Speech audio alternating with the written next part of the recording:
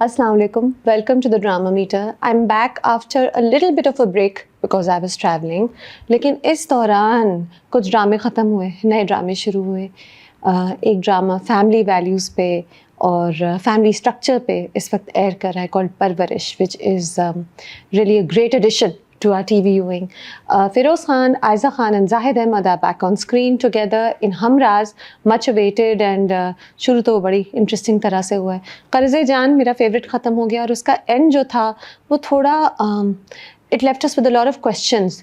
कुछ एंड जो था वो जो सारे स्ट्रॉन्ग मैसेजेस थे उनको कहीं कहीं वीकन करके गुजर गया, but still Qarze Jaan is a drama that I continue to miss because I used to look forward to it every week.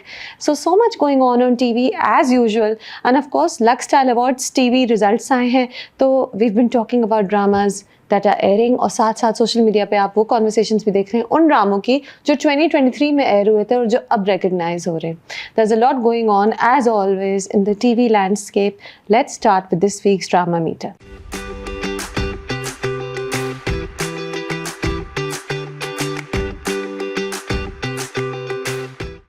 I'm going to start with Parvarish, which shows us family values, जो हमें joint family structure के बारे में messages दे रहा है और ये बता रहा है बच्चों और पेरेंट्स के रिलेशन, माँ और बाप की आपस की रिलेशन, उन सब बातों पे आपको सोचने के लिए बहुत सा मटेरियल दे रहा है। लेकिन साथ साथ हालांकि परवरिश में बहुत से ऐसे पार्ट्स हैं जिन्हें अगर खींचा जाए तो वो आपको बहुत सैड करेंगे। अभी तक इस ड्रामे की नरेशन बहुत अच्छी है, इंटेलिजेंटली डन है, तो जहाँ कुछ ऐसी चीज़ें हैं जो वाकई बहुत डिप्रेसिंग हैं, जो वाकई आपको सोचने पे मजबूर करती हैं और आप अफसरदा होते हैं। साथ साथ there is banter between the characters, situations हैं फ़नी लाइट हार्टेड मोमेंट्स हैं जिनकी वजह से आप एंटरटेन भी होते हैं। तो I like that. I want to see a story which is intelligent, जिसमें मैसेजेस हों, जिसमें मुझे सोचने के लिए बहुत सा मटेरियल मिले, लेकिन साथ साथ मैं हंसना भी चाहती हूँ। I want to be entertained. So good going. I think Big Bang Entertainment की प्रोडक्शन है, this is yet another production that they can be proud of. It's very well done by the cast and crew and of course lead में है summer Jafri, आयना आसिफ, आपके मायरी वाले couple, और जितने वो अच्छे उसमें लग रहे थे मेरे ख्याल से उससे भी ज़्यादा अच्छे परवरिश में लग रहे हैं। दीज टू यंग एक्टर्स, एक तो they both very good actors, also they look so good together, they both talented, they both good looking, they both you know they seem like such a great fit. तो जहाँ जहाँ माया और वली यानी आयना आसिफ और summer Jafri के सीन्स आते हैं, I really enjoy them because you are swept away by how sweet they look. तो अब परवरिश में मैसेजेस हैं। फॉर इंस्टेंस माया, वो बच्ची इतना पढ़ती है, वो हर वक्त पढ़ती है, उसकी ड्रीम्स है, उसे डॉक्टर बनना है, तो हर वक्त उसे दिखा रहे पढ़ती है, बल्कि वो इतना पढ़ती है कि अगर आप ये ड्रामा अपने बच्चों के साथ देख रहे हो तो आप बच्चों को ताना दे सकते हैं कि देखो ये कितना पढ़ रही है, तुम तो नहीं पढ़ते। सो यू नो हर वक्त पढ़ती रहती है, लेकिन उसको डॉक्टर बनना है। उसके माँ बाप इस बात की कदर नहीं करते। बाप जो है वो तो बहुत ही खड़ूस दिखाया है, ओल्ड फैशन्ड है, बच्ची की मंगनी कर दी, ये नहीं देखा कि बच्ची की उसमें रजामंदी है कि नहीं। मंगनी हो गई तो एकदम से खुश मिजाज हो गए, वैसे घर में डांटते रहते हैं, रोब चलाते रहते हैं, छोटी छोटी बातों पे डांटते हैं। माँ को बच्चियों की समझ है कि बच्चियाँ क्या चाहती हैं और क्या नहीं चाहती, लेकिन वो बाप के डर से रहती हैं। बात बात पे वो कहती हैं देखो तुम्हारे अब्बू अभी घर पे हैं, बदमज़गी हो जाएगी, देखो बुरा कुछ हो जाएगा, अब्बू की बात मान लो। तो माँ जो है वो डरी सहमी रहती है और बेटियाँ भी इसी तरह प्रोग्राम हुई हुई हैं कि हालांकि वो बाप से डरती नहीं है, उन्हें पता है कि बाप की बात मानने के अलावा और कोई ऑप्शन नहीं है। तो जब माया की माँ उससे कहती है कि देखो तुम्हें जाना है अपने ससुराल, हालांकि तुम्हारे टेस्ट है, और देखो बदमज़गी ना करो, तुम्हारे अब्बू को पता चला तो कितना नाराज़ होंगे, तो माया मान जाती है। शायद सिर्फ इसलिए नहीं कि उसे बाप का डर है, शायद उसे ये डर है कि बाप जो है वो माँ की ज़िंदगी मुश्किल कर देगा। आपको ये डायनामिक माया के घर में नज़र आता है। लेकिन हाँ, बच्चियाँ जो हैं वो क्लोज़ नहीं है बाप से, बल्कि जब बाप नहीं होते तो ज़्यादा खुश होती हैं। वो एक पार्ट पे होता है कि उनके अब्बू गोटकी गए हुए होते हैं, तो छोटी बहन जो होती है वो घर में डांस करते हुए किचन में काम कर रही होती है।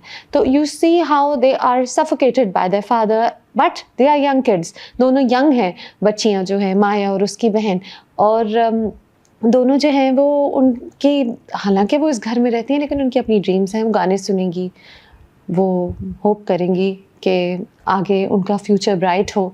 हालांकि माया अपनी माँ की बात मान रही है, बात बात में ससुराल जाना पड़ रहा है, टेस्ट डिले करने पड़े, फिर भी क्योंकि वो यंग है, क्योंकि वो स्ट्रॉन्ग स्पिरिटेड है, तो जब उसकी सास फिर से कहती हैं, सास टू बी फिर से कहती हैं कि आ जाओ फ़ोटोशूट के लिए, तो वो नहीं आती। वो माँ की बात नहीं मानती, वो घर छोड़ के जाके किसी पार्क में बैठ जाती है। तो वो उसका स्ट्रॉन्ग स्पिरिट आपको नज़र आता है, जिसकी वजह से वो एक रोती हुई लड़की नहीं है। बहुत अपसेट है, बहुत इरिटेटेड है अपने फियांसे से, लेकिन वो रोती नहीं है। And you like that strong spirit that you see in her, of course. और वो अपने आप को खुश करने के लिए गाने सुनती है, और वो गाने किसने गाए हैं? वली ने। तो वली और माया की इंक्रीजिंग इंटरेक्शन, ग्रोइंग फ्रेंडशिप आपको नज़र आती है। एंड दूसरी तरफ अब आप वली और आनिया की स्टोरी पे आते हैं। 2 बच्चे जिन्हें एकदम से यूएस में रेज़ किया, यूएस वेस्टर्न वैल्यूज़ उनके अंदर आ गए, और फिर वो सब छोड़ छाड़ उन्हें कह दिया गया कि पाकिस्तान आओ। And now the father aspects के बच्चे फ़ौरन ही एडजस्ट कर जाएंगे, और माँ भी नहीं एडजस्ट कर पा रही। जो महानूर है, प्लेड बाय सबीना नदीम, उन्हें भी बाहर का मुल्क ज़्यादा अच्छा लगता, तो वो भी बच्चों को यही कहती हैं कि मैं तो कभी यहाँ नहीं रहना चाहती थी, मुझे तो यहाँ अच्छा नहीं लगता, लेकिन तुम्हारा बाप नहीं मानता। तो आप अब ये सारी डायनामिक्स देखते हैं कि बच्चों को, और ये हमारे पाकिस्तान में बहुत प्रिवेलेंट है, बहुत लोग हैं जो बेहतर ज़िंदगी समझकर बाहर के मुल्क जाते हैं। बहुत से लोग हैं जो जब बाहर जाते हैं तो उन्हें फ़ील होता है कि उनके बच्चे उन वैल्यूज़ को नहीं समझ पा रहे जो वो चाहते थे उन्हें बताना। और ज़्यादातर लोग तो वापस नहीं शिफ्ट होते, लेकिन ये एक फ़ैमिली है जो इतना घबरा गई, क्योंकि बच्चे जो थे वो आँखों में आँखें मिला के बात करने लगे थे, डिस्कनेक्ट होने लगे थे। और आनिया जो बेटी होती है, वो ड्रग ओवरडोज़ के हाल में एक पार्टी पे मिलती है, सर उसका फट जाता है और बाप डर जाता है और कहता है बस अब हम पाकिस्तान वापस जा रहे हैं। तो बहुत कम होता है कि लोग वापस शिफ्ट होते हैं, लेकिन जब अगर कोई वापस शिफ्ट होए, उस माहौल से घबरा कर अगर वापस शिफ्ट हो, तो फिर क्या होता है। और इंटेलिजेंट कॉन्वर्सेशंस हैं, तो वो जेबी जब अपनी फैमिली को बताता है, अपने माँ बाप को बताता है कि हम इसलिए वापस शिफ्ट हुए, तो उनके भाई कहते हैं कि पाकिस्तान का भी माहौल कोई इतना अच्छा नहीं है, पाकिस्तान में भी ड्रग्स हैं। सो आप ये ना समझें कि Pakistan it is part of the world. So यहाँ भी बहुत से मसले हैं। बच्चों को अपने साथ करने के लिए माँ बाप को एफर्ट करना पड़ता है, उनके साथ एक ही मेंटल लेवल पे आने के लिए माँ बाप को एफर्ट करना पड़ता है। Important message, very valid message.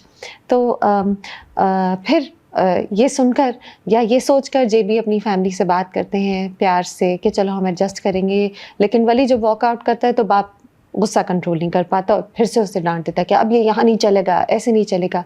ये आपको नज़र आता है कि बेटे और बाप का और बेटी और बाप का कितना फ़र्क रिश्ता है। आनिया के साथ एक सॉफ्टनेस है, आनिया ख़ुद भी सॉफ्ट है, वो अपनी बात मनवा लेगी रो कर, परेशान होकर। और वली जो है वो क्योंकि बड़ा भी है और उसे वो बहुत नाराज़ है कि हाई स्कूल किड है, वो बहुत नाराज़ है कि एकदम से उसे शिफ्ट करा लिया गया और ये भी कहा गया कि तुम म्यूज़िक अपने पैशन को परस्यू ना करो, मेडिकल करो, उसे म्यूज़िक परस्यू करना है। तो वो सारा गुस्सा आपको नज़र आता है और ये सारा गुस्सा मोस्टली उसके बाप की तरफ डायरेक्टेड है। महानूर और जेबी के रिलेशनशिप में भी आपको डिस्टेंसेस नज़र आते हैं। जब आनिया रोती है और कहती है कि मैं इसलिए नहीं शिफ्ट करना चाहती कि मैं नहीं चाहती कि मेरी फैमिली टूट जाए, मुझे मेरे माँ बाप साथ चाहिए, तो महानूर जेबी को कहती है कि तुम जीत गए।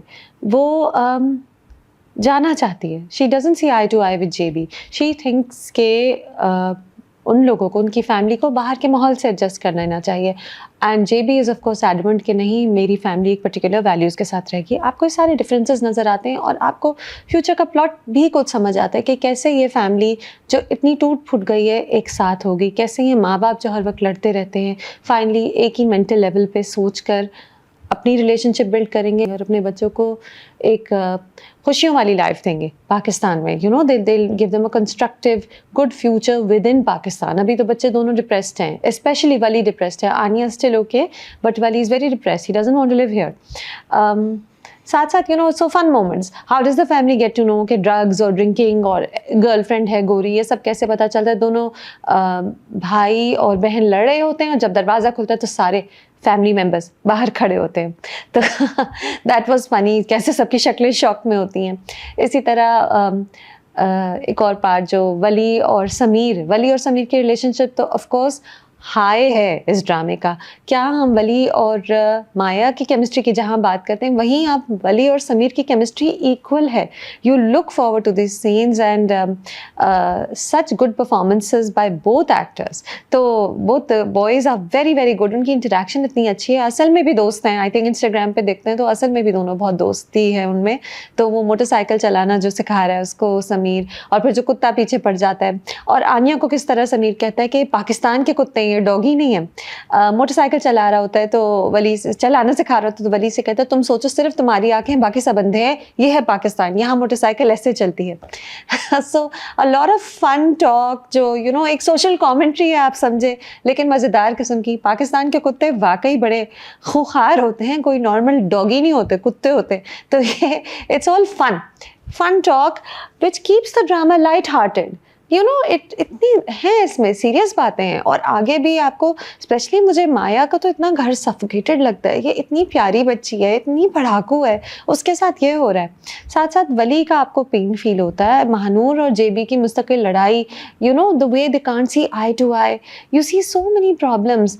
फिर बाकी भी पूरा फैमिली स्ट्रक्चर जो है उसमें आपको मुख्तलिफ प्रॉब्लम्स नज़र आएंगी, लेकिन जहाँ जहाँ ये मज़ेदार डायलॉग हो जाते हैं, मज़ेदार सीन्स आ जाते हैं, तो कहानी लाइट रहती है। अमल और वली की भी बैंटर होती है, हमेशा अमल चाह रही होती है कि वली से आराम से बात करे, लेकिन लड़ाई हो जाती है। आई होप ये वो कज़न वो ना बने, कज़न क्रश ना बन जाए। I hope Amal doesn't start liking Wali. I don't want to go down that road. वैसे भी आई थिंक अमल वली से बड़ी है as far as I can tell. I want the story to be not typical, and अभी तक Parwarish is not typical. Very intelligent narration and very good acting. पूरी cast ही इतनी अच्छी है, और ये एक अच्छे ड्रामे की निशानी होती है जहाँ तमाम कास्ट बहुत अच्छा परफॉर्म करती है। एक एक एक्टर अच्छा है, एक एक सिचुएशन मज़ेदार है। आप you look forward to this drama and you wait for it. And oh of course I'd like to add कि Samar Jafri is such a good choice for this role, क्योंकि वो गाना भी अच्छा गाते हैं। तो आपको ना सिर्फ एक्टिंग मिलती है, आपको थोड़े से एक्टर की अनप्लग्ड गाने भी मिलते हैं। So that's fun also. 5 out of 5. On to a completely different drama, a completely different world, a crazy wild world of Dayan. Dayan जो है वो इतनी मसाला लेडन स्टोरी है, इतने वो आपको थिएट्रिकल क्रेजी मोमेंट्स देता है कि you just enjoy the ride. And I keep saying this again and again, you know this drama doesn't need to be analysed. इसको आप देखें, बस ऐसे चिल करके देखें, और आप सोचें कि आपके सामने क्या हो रहा है और ये टीवी पे क्या क्या दिखा दिया। तो अब हम स्टार्ट करेंगे एपिसोड 19 से, जिसमें जवार शाह जो है वो किसी काम से गए हैं और दोनों बीवियां तैयार हो रही हैं। निहाल को तो वो ट्रिक किया है, ज़किया और फौजिया जो इविल सिस्टर्स, उन्होंने ट्रिक किया कि निहाल तुम तैयार हो जाओ, साईं तुम्हारे साथ कहीं जाएंगे, मेड को भेज के ये मैसेज दिया। और जो प्रिंसेस शबाब हैं उन्होंने एक पहले हार ख़रीदा, ग्रीन कपड़े ख़रीदे, तैयार हुई, पूरा कमरा कैंडल से भर दिया, पूरा कमरा फूलों से भर दिया। फिर इधर से उधर वो अपने कपड़ों में ग्लाइड करी, फूलों को सूंघा और शर्माई। 10 मिनट तो ऐसे ही चले जाते हैं गाने के साथ। तो शबाब जो है वेट करी जवार शाह का, लेकिन निहाल को गाड़ी में बिठा दिया इविल सिस्टर्स ने, और शबाब रोती रह गई। और निहाल जब आई तो जवार शाह जो थे उन्होंने अपनी ऐनक उतारी एकदम से। You know he thought she you could tell that he was thinking that she looked beautiful. ये मैसेज आ गया, एक फजूल मैसेज डायन का, कि आदमी ऐसे ही होते हैं क्या। तो जवार शाह जो था वो तो इतना कमिटेड था शबाब से, वो तो कहते मैं किसी की तरफ देख ही नहीं सकता, और एकदम से अब उससे निहाल इतनी अच्छी लगती है। इसको ड्रामों में कहते हैं द मैजिक ऑफ निकाह। ये मुझे बहुत बार डायरेक्टर्स ने बताया है कि ये होता है कि दो अनलाइकली लोग जो एक दूसरे को पसंद भी नहीं करते, जिनकी शुरू में कोई अट्रैक्शन भी नहीं होती, निकाह के बाद आप पूरा एक रोमांस बिल्ड कर सकते हैं, क्योंकि वो द मैजिक ऑफ निकाह होता है। कितनी बार कितने ड्रामों में हमने देखा है मैजिक ऑफ निकाह। तो जवार और निहाल पे भी मैजिक ऑफ निकाह चल रहा है। वो निहाल से कहता है मैं क्या ऐसा कर सकता हूँ कि तुम खुश हो जाओ। तो वो कहती है मैं तो खुशी नहीं हो सकती, मेरी ज़िंदगी बर्बाद है, मेरी किस्मत ख़राब है, ब्ला ब्ला। टिपिकल की लाइन है निहाल की, कुछ ये दुखी लाइन है जो बार बार आप सुनते हैं। तो वो उसे फूल दिला देते हैं, जवार शाह वो खुश हो जाती है। फिर वो पार्टी पे लेके जाता है। अच्छा ना, जवार शाह इंसाफ पसंद हैं, स्ट्रेट सोचते हैं ज़्यादा। पता नहीं जवार शाह और हुनैद जिसकी डेथ हो गई, और ज़किया फौजिया, ऐसे लगता है they are step brothers and sisters. एक भाई इतना अच्छा, इतना सीधा, और दोनों बहनें इतनी ईवल। आई मीन ज़ीक्यू का कैरेक्टर विच इज़ फौजिया, वो तो तस्बीह पकड़ के प्लान करती रहती है ईविल शक्ल बना के। तो एनीवे तो क्या करती है वो जो दूसरी बहन होती है ज़किया, वो फ़ौरन निहाल और ज़वार शाह की उस पार्टी पे पिक्चर खींच लेती है। Zawar Shah has no problem introducing Nihal to people as his wife. उन्हें कोई बुरी बात नहीं लग रही कि ये एक दूसरी बीवी है। अच्छा, वो तस्वीर खींच के शबाब को व्हाट्सएप कर लेती है। शबाब और रोती रहती है। सुबह निहाल के कमरे में जाती है तो ज़वार शाह वहाँ सो रहे होते हैं और निहाल जो है वो अपने गीले बाल सुखा रही होती है। अच्छा, जो डायरेक्टर है सिराज जो हैं, वो ये गीले बालों का इतना इस्तेमाल कर रहे हैं, वो क्या कुछ सेंसर बोर्ड को बगैर बताए टीवी में दिखा रहे हैं। तो वो शबाब परेशान हो जाती कि ज़वार शाह वहाँ सो रहे हैं और oh Nihal is just taken a shower, गीले बाल हैं। वो कहती है कि मतलब कुछ कहती है, ईविल सा कुछ कहती है, उसे डराती है और तुम ये ना समझो कि तुम मेरी जगह ले रही हो। रो रही है शबाब। मैंने प्लान करी है कि किस तरह शबाब की ज़िंदगी और ख़राब करेंगे निहाल के थ्रू, कि निहाल को उल्टी आ जाती है और शबाब को ख़्याल आता है कि may be she is pregnant. तो फिर शबाब ये करती हैं, प्रिंसेस शबाब अपनी पिंक साड़ी, बड़ी ग्रैंड किस्म की साड़ी, शादियों वाली शॉल पहन के, शादियों वाला सेट पहनकर डॉक्टर के यहाँ जाती हैं, क्योंकि डॉक्टर के डायन के वर्ल्ड में जो अमीर प्रिंसेस होती है वो डॉक्टर के यहाँ भी ऐसे जाती है। And it turns out that Nihal is expecting. On to the next episode, जहाँ निहाल शबाब से कहती है कि साईं को तो बता दें, तो नहीं, बल्कि ये पहले ही होता है, नेक्स्ट एपिसोड नहीं, वो पहले कहती है साईं को बताते तो शबाब एकदम से उसे गुस्सा आता है। फिर उसके बाद फिर से जब वो निहाल को उसके माँ के घर ले आती है तो निहाल कहती है एक बार साईं से बात तो करने दें। तो अब तो शबाब कहती है साईं को भूल जाओ, अब तुम यहाँ अपनी माँ के घर रहोगी, हमारे बच्चे का ख्याल रखना, जब बच्चा हो जाएगा तुमने अपना काम पूरा कर दिया, we needed you to give us a child, जब बच्चा हो जाएगा हम ले जाएंगे, कहानी ख़त्म। Oh, and really good performance by Mahwish Hayat and Hira Mani. Mahwish Hayat as the poor Nihal and Hira Mani ने ऐसे पूरे वो शबाब की जो जेलसी है, रेज जो है, और एक सेटिस्फैक्शन भी है, ज़ाहिर है उनको वारिस चाहिए था ज़वार शाह को, और साथ साथ जो वो इतनी वो जेलस होती है और इतनी वो दुख में है कि ये जो उसका मियाँ था जो कहता था मैं सिर्फ तुम्हें देखता हूँ, वो किस खुशी में इस लड़की की तरफ इतना जा रहा है, वो सब हिरा मानी बहुत अच्छा दिखा रही हैं। खैर, फिर निहाल रोती है, गाना चलता है, ड्रामा चलता है। निहाल का बाप जो है उसे 2-4 ताने देता है, निहाल की माँ अच्छी है, उसे खाना दे रही है, और ज़किया फौजिया प्लानिंग करती हैं और वो जावेद प्लेड बाय शामिल खान को भेजती हैं शकील अंसारी के पास, जो कि निहाल का बाप है।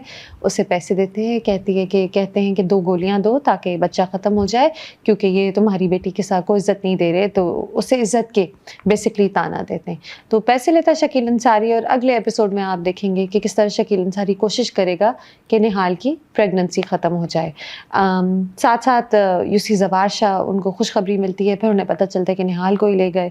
बहुत अपसेट होते हैं लेकिन कुछ करते नहीं हैं। और शबाब से वो कहते हैं कि मैं समझता था कि तुम पढ़ी लिखी लड़की हो लेकिन तुम बदल गई, तो वो क्या, और मैं समझता था तुम मजबूत हो।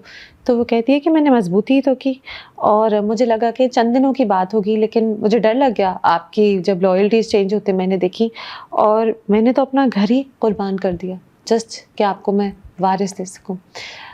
तो ज़वार शाह मानते जा रहे हैं और निहाल फ़ोन करेगी। मेरे ख़्याल से ज़वार शाह चाहे जितना भी निहाल की तरफ अट्रैक्ट हुआ हो, शबाब का एक कंट्रोल है इस घर में। हिरा मानी का कैरेक्टर अगर आप देखें शबाब का, तो वो मुस्तकिल रोती रहती है। वो जो कैरेक्टर है वो बात बात पे रो रहा है, बात बात पे दुखी हो रहा है, लेकिन रो रो के दिस वुमन ऑफ स्टील ये क्या कुछ कर लेती है। Imagine, look at all that she does. अच्छा, ज़वार और शबाब लड़े, जोर जोर से चीख चीख के लड़े। जब ज़वार को पता चलता है निहाल चली गई, तो तमाम घर वाले, फौजिया, ज़किया और दोनों उनके मियाँ, सब बाहर सुन रहे कान लगा के, अच्छा ये लड़ाई हो रही है। ये जो कार्टून मोमेंट्स होते हैं या आप कहें थिएट्रिकल मोमेंट्स डायन देता है, ये बहुत फ़न होते हैं। डायन फ़न है, it is giving you crazy twist and turns, it's giving you murder, it's giving you revenge and poisonous relatives, scheming, planning, कुछ ट्रेडिशनल फैमिली पॉलिटिक्स भी हैं इसमें, और फिर कुछ अनट्रेडिशनल ट्विस्ट्स हैं कि जी मर्डर हो रहा है एंड वो जो है 2 बीवियाँ हैं, किस तरह वो बैलेंस कर रहा है। Also very good performances, Ehsan Khan and Mahwish Hayat and Hira Mani, and then look at the song cast, I mean Sohail Sameer, Shamil Khan, Zikia and Afsheen Hayat in a new role. सब कितना इंजॉय कर रहे हैं अपने ईवल रोल्स को, और फिर वो ग्रैंड सेटिंग, सिराज हमेशा बहुत ग्रैंड बनाते हैं ड्रामा, तो वो सारा फिल्मीपन है। So it's actually a masala-laden ride. It's great fun. The only thing, and I will keep saying this, the only thing that I have a problem with is the bass. Dance slow है, बहुत slow है, उसमें गाना चलता है तो चले जाता है, ज़वार शाह सोचते हैं तो सोचते रहते हैं, शबाब रोती है, निहाल रोती है तो रोती रहती है, फ्लैशबैक्स होते हैं बार बार. I think it would be so much better, क्योंकि you know this is a fun drama. अगर हमारी इंडस्ट्री चल रही होती, फिल्म इंडस्ट्री, तो ये ड्रामे की जगह मूवी हो सकती थी. इस तरह की है ये कहानी फिल्मी किस्म की, but you know it's a fun masala laden crazy story जिसमें आप बात बात पे हंस रहे होते हैं कि ये क्या हो गया कि but it needed to be faster for sure. So looking forward to Nihal becoming a Dian. Abhi to kuch time hai. I think right now we have to go through the sad moments of her pregnancy, but enjoying it as it goes along. 3 out of 5. We'll now talk about Shiri Farhad. अभी शुरू हुआ है, पहले 2 episodes हुए हैं, मैं उनकी बात करूँगी. शिरी फरहाद के पहले 2 एपिसोड्स में हमें एक दुनिया मिली पुराने लाहौर की, जिस ज़माने में फ़िल्म इंडस्ट्री थ्राइव कर रही थी, जिस ज़माने में यंग लोग जो थे वो एक्टर बनने का या फिल्म मेकर बनने का ख्वाब देखते थे. एक मैजिक था सिनेमा का, एंड बहुत ही खूबसूरती से, बहुत ही डिटेल में वो सेटिंग क्रिएट की गई है. एवेन्यू स्टूडियो पीछे नज़र आता है एक जगह, मुनव्वर ज़रीफ साहब के कपड़े सिए जा रहे, ये बात होती है. नदीम और शबनम की बात होती है. कैरेक्टर्स के जो कॉस्ट्यूम्स हैं उन पे बहुत एफर्ट हुआ है कि यू नो बाल किस तरह बन रहे हैं, कपड़े किस तरह के पहन रहे हैं, सब उस वक्त के हैं. यहाँ तक कि एक जो फरहान सईद और किंजा हाशमी तो आपके मेन लीड्स हैं, but then there is a whole amazing ensemble cast. And उसमें जैसे राना माजिद है, he is playing Farhan's friend, उनकी ऐनक तक एक पुराने वक्तों की है. So I love that. In fact Shiri Farhad, मैं सोच रही थी कि इतना एफर्ट है इसके डिटेल्स में कि अगर ये ड्रामे की जगह मूवी होती, बड़े स्क्रीन पर होती, तो क्या ये डिटेल्स उठ उठ के आपको नज़र आती हैं, आपको एंटरटेन करती. But even on TV you are enjoying it. So in पहले 2 एपिसोड्स में हमें सेटिंग मिली पुराने वक्तों की, जब सिनेमा थ्राइव करता था. हमें फरहाद मिला, एक लड़का जिसकी आंखों में ख्वाब है, जो अपनी फैमिली के अगेंस्ट चला गया उन ख्वाबों को पूरा करने के लिए. शूटिंग उसके शहर में हो रही थी, छोटे शहर का था, शूटिंग हो रही थी, तो शूटिंग इतनी अच्छी लगी कि ख्वाब देख लिया फिल्म मेकर बनने का, और फिर वो ऑब्सेशन बन गई, और फिर अपना घर छोड़ के अपने दोस्त की मोटर बाइक बोरो करके चला गया बनने फिल्म मेकर. टेलर मास्टर से दोस्ती हुई थी जब शूटिंग हो रही थी, तो उन्हीं के भरोसे पर कि मैं उनसे मिलूँगा और वो मुझे स्टूडियो में घुसा देंगे, वो चला गया. एंड दूसरी तरफ शिरीन है. Shirin is the tailor master's daughter, बहुत ही प्यारी है. Kinza Hashmi, so pretty. She is always been very versatile. I have liked her last performance also, which is Khushboo Mein Basay Khat. Anyway, so then we have Shiri, वो टेलर मास्टर की बेटी है, और मास्टर साहब की ड्रीम है कि मेरी बेटी एक्ट्रेस बनेगी. तो अब फरहाद जो है वो Farhan Saeed has performed so well. Farhan Saeed is a very sincere performer. एक सच्चाई होती है फरहान सईद के परफॉर्मेंस में, तो वो जो आंखों में चमक है फरहाद की आंखों में, जो ड्रीम्स हैं, भोलपन है एक उसका, ऑनेस्टी है उसमें, बार बार बेवकूफ़ बन रहा है, उसके साथ बुरी बुरी चीज़ें हो रही हैं, लेकिन फिर भी वो अपने ख्वाब को छोड़ने के लिए राज़ी नहीं है. बहुत बार उसे धोखे मिले. पहले 2 एपिसोड में he felt very bad for him. Wallet चोरी हुआ, एक पान वाले हैं वो उसको बेवकूफ़ बना रहे हैं, इधर उधर जा रहा है, मारा मारा फिर रहा है. एंड में जाके, सेकंड एपिसोड के एंड में जाके उसे मास्टर साहब मिलते हैं, और अब उसे होप आई है कि नहीं शायद मैं स्टूडियो चला जाऊँ. तो फरहाद के साथ बहुत बुरा हो रहा है, बहुत सी चीज़ें हो रही हैं जो तकलीफ़ दे हैं, लेकिन वो अपना ख्वाब नहीं छोड़ पा रहा. तो and you know the fact कि ये एक छोटे शहर का लड़का जो लाहौर आया है, वो इतना तैयार नहीं है. उसका जो तरीका है पहनने का, बोलने का, उसमें बहुत सच्चाई है. So a very good performance by Farhan Saeed in these first 2 episodes. And then you have a strong ensemble cast. Kinza का कुछ पार्ट हमें नज़र आया, जाले सरहदी हमें नज़र आई, वो सीनियर एक्ट्रेस हैं जिन्हें गुस्सा आया कि ये नई लड़की क्यों आ रही है. Then you see Rana Majid, he is playing Farhan's friend. Kubra Khan is playing Farhad sister. And then okay, I written Ali Tahir, he is a director producer, studio, बड़े स्टूडियो वाले हैं. राशिद फारूकी जो मास्टर साहब बने में. अच्छा, तो आप ये देखें कि अच्छे ड्रामे की पहचान ये होती है कि जो पूरी सपोर्टिंग कास्ट होती है वो भी बहुत स्ट्रॉन्ग होती है. ये नहीं कि किसी थोड़े से कम एक्सपर्ट एक्टर को या कम एक्सपीरियंस्ड एक्टर को ले लिया। तो ये जो पूरी कास्ट है ये पूरी ही अच्छी है, हर कोई अच्छा परफॉर्मर है, everybody is acting so well. तो I think that's also something to note about Shirin Farhad के एक एक परफॉर्मेंस अच्छी है, एंड देन आपके जो मेन एक्टर्स हैं वो तो वाकई they are carrying it through. And first 2 episodes the actor I noticed more than Shirin से ज़्यादा फरहाद की ज़िंदगी की ऊंच नीच आपको नज़र आई, and played very well. Shirin का आपको ये नज़र आया कि माँ नहीं चाहती कि वो फिल्म इंडस्ट्री में जाए, बाप का ख्वाब है, तो आपको वो सारा यू सी दैट कि वो किस तरह माँ और बाप दोनों को खुश करना चाह रही है, दोनों को लेके चलना चाह रही है। It's a good beginning. I hope that the drama fastens up, it needs to pace up, because है तो ये पुराने वक्तों की कहानी, लेकिन आजकल की ऑडियंस देख रही है तो हमें बहुत सारे ट्विस्ट चाहिए, हमें एक अच्छी सी वेल पेस्ड स्टोरी चाहिए। So far so good, I really enjoyed it, I enjoyed getting lost into the world of Shirin Farhad, क्योंकि वाकई ये वो दुनिया है जो अब नहीं है। अब तो फिल्म इंडस्ट्री में वो जादू ही नहीं है जो उस ज़माने में होता था। तो it's nice getting lost in the world of Pakistani cinema back in the day when it was the golden age. So 3 out of 5। हम राज की बात करते हैं, मेगा प्रोजेक्ट 7 स्काई एंटरटेनमेंट का। फ़िरोज़ खान, जाहिद अहमद, आयज़ा खान, और हमराज ने क्या किया अपने पहले एपिसोड में कि पहले तो हमें लगा कि अच्छा ये Feroze is the angry man, अच्छा आयज़ा एक अच्छी लड़की है, उससे अपने कज़न से उसकी मंगनी हो रही है, तो आपको लगा कि हाँ ये ऐसी कहानी है। एंड में आखिरी 5 या 10 मिनट में एक ट्विस्ट दे दी जिससे आप एकदम से कंफ्यूज हो गए कि हाँ what's going on. So that was the beauty of the first episode कि suddenly you said what's going on here.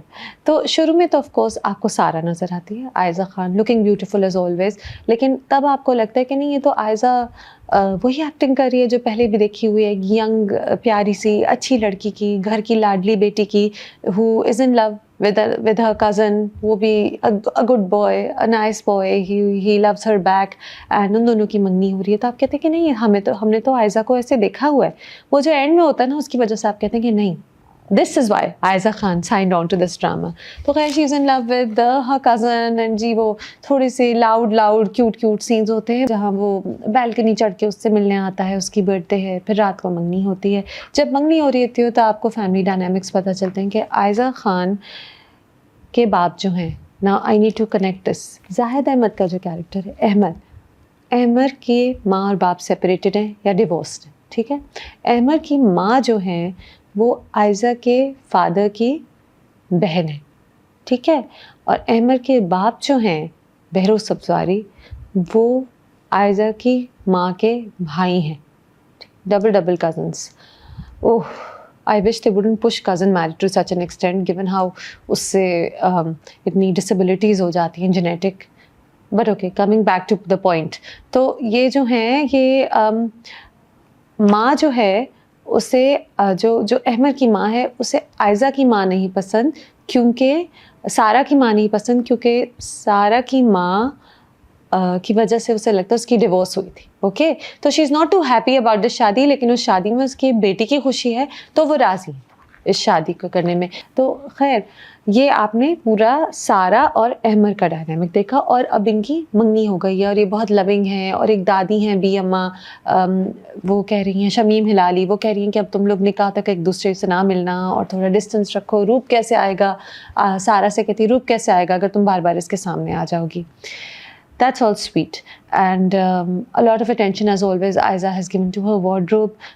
इतनी अच्छी Aiza puts together her look so well. So now she's Sara, she's this rich girl, she's wearing these glittery dresses, she's wearing jewelry, she looks like a beautiful girl. माँ बाप की लाडली बेटी लग रही है। तो I love the effort that she puts in, and because Aiza की styling अच्छी होती है तो मैं बाकी सबकी लैक ऑफ स्टाइलिंग देख रही होती हूँ।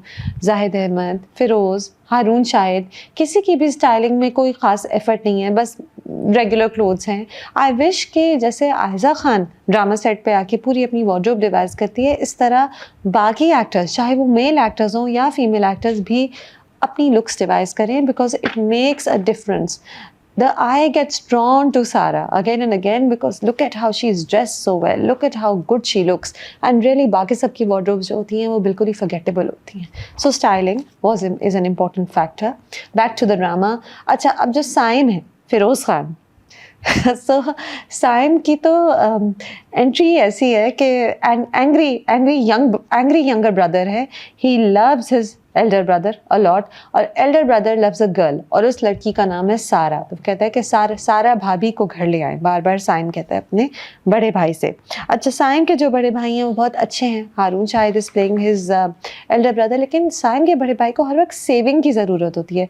पहले मोबाइल चोरी हो जाता है और पैसे चोरी हो जाते हैं, और चोर थप्पड़ भी मार के जाता है, जिस पे साइम फिर चोरों की पिटाई करता है. फिर जहाँ वो म्यूज़िक सिखा रहे होते हैं वहाँ पे कुछ गुंडे आ जाते हैं, उनकी भी साइम को पिटाई करनी पड़ती है. तो अपेरेंटली साइम के भाई को बार बार सेविंग की ज़रूरत होती है, और साइम एक यंगर ब्रदर है, गुस्से का तेज़ है, कहता है जहाँ मेरी फैमिली का मामला आएगा मैं बदला लूँगा, जहाँ मेरी फैमिली की प्रॉब्लम होगी मैं छोड़ूंगा नहीं.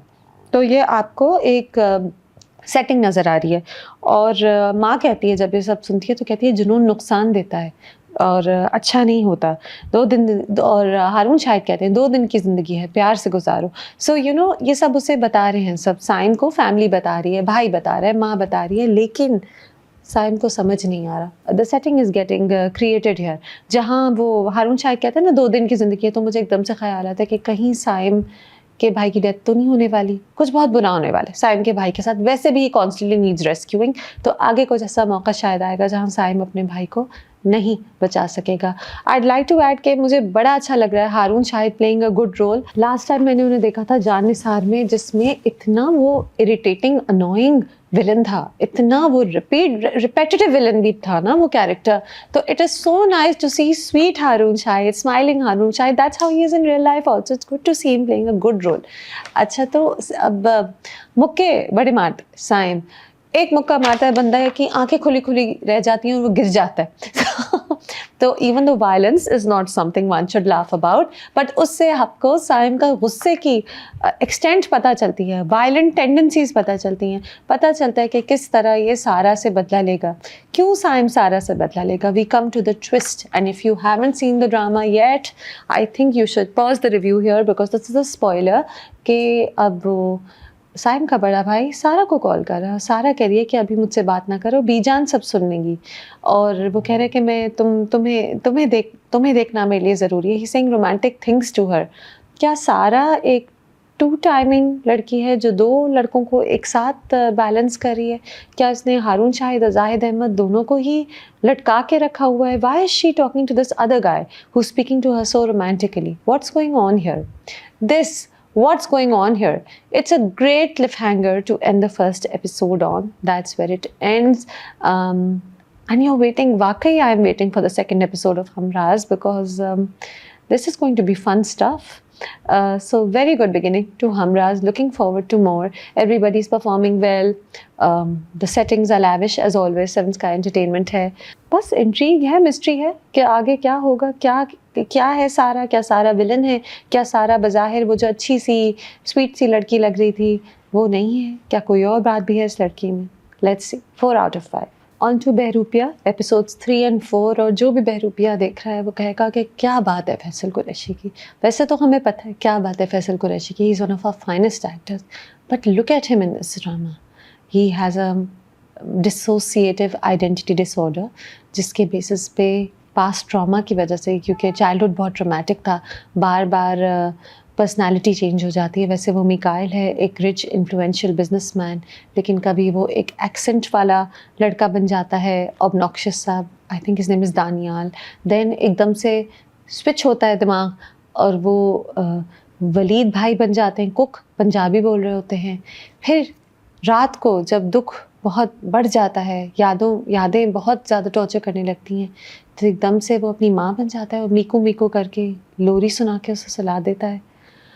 What a performance. I think Behroopia सबसे ज़्यादा, बहरूपिया की स्टोरी अच्छी है, बट आई थिंक जो बहरूपिया की हाईलाइट है वो यही है, Faysal Qureshi and his scenes. What an actor he is. अच्छा ड्रामा है, बट मैं ये सोचती हूँ कि क्या ये प्रेडिक्टेबल होगा, कि क्या ये नई नई जगह जाएगा. तो हमें नज़र आ रहा है कि मिकाइल जो है वो मॉन्स्टर है इन अ वे, राइट. उसे कुछ साइकोलॉजिकल प्रॉब्लम्स हैं जो फैमिली ट्रीट नहीं कर पा रही. सौतेली माँ है, वो पैसों के पीछे पड़ी है, और वो मिकाइल के साथ इसीलिए है क्योंकि बाप जो है वो, चाहे उसने जितना भी टॉर्चर किया मिकाइल को, उसका नाम था कासिम, जितना भी टॉर्चर किया मिकाइल को, लेकिन अब वो सारे पैसे सारी जायदाद मिकाइल के नाम करके चला गया। तो सौतेली माँ जो है वो इसीलिए उसके साथ है। सौतेली माँ की बेटी है अनाया, वो भी साथ है। अच्छा, अनाया जो है वो फिर भी अच्छी है, she still cares about her brother, but at the same time इतना नहीं केयर करी कि किसी तरह कान खींच के अपने भाई को साइकाइट्रिस्ट के पास ले जाए। वो डिस्टेंस है, एक सौतेलेपन का डिस्टेंस है मिकाइल में और उसकी माँ और बहन में। तो अब वो ज़ारा से शादी करना चाहता है। ज़ारा जो है वो she is pampered girl, modern लड़की है, ड्रीम्स है उसकी। उसके माँ बाप जो हैं उन्हें कोई शादी की जल्दी नहीं है, कोई डेस्परेशन नहीं दिखाई शादी की, लेकिन she is just endured heartbreak. उसका जो कज़न था साइम, उसने उसको अटेंशन नहीं दी और शादी नहीं करना चाह रहा, तो हर हार्ट इज़ ब्रोकन। इस वक्त मिकाइल उनकी ज़िंदगी में आया है और रिश्ता मना कर दिया लड़की वालों ने, लेकिन अब वो तरह तरह से उसकी फैमिली से मिल रहा है। उसके बाप के साथ काम कर रहे हैं तो बाप कह रहा है बहुत सुलझा हुआ आदमी है। ज़ारा को कभी कॉफ़ी शॉप में मिल जाता है, कभी उसकी कॉन्वोकेशन में चीफ गेस्ट होता है। He is impressive in the way he is वो जो साइकाइट्रिस्ट हैं जो अनाया से मिलती हैं, प्लेड बाय लैला वास्ती, वो ये कहती है ना कि ही इज़ मैनिपुलेटिव। उसकी डिसऑर्डर इस हद तक बढ़ गया है कि वो अपने गोल को अचीव करने के लिए किसी भी तरह एक्ट कर सकता है, कुछ भी किसी भी तरह हो सकता है। तो वो मैनिपुलेट करता है सर्कमस्टांसेस को to achieve what he wants, and right now he just wants to get Zaara.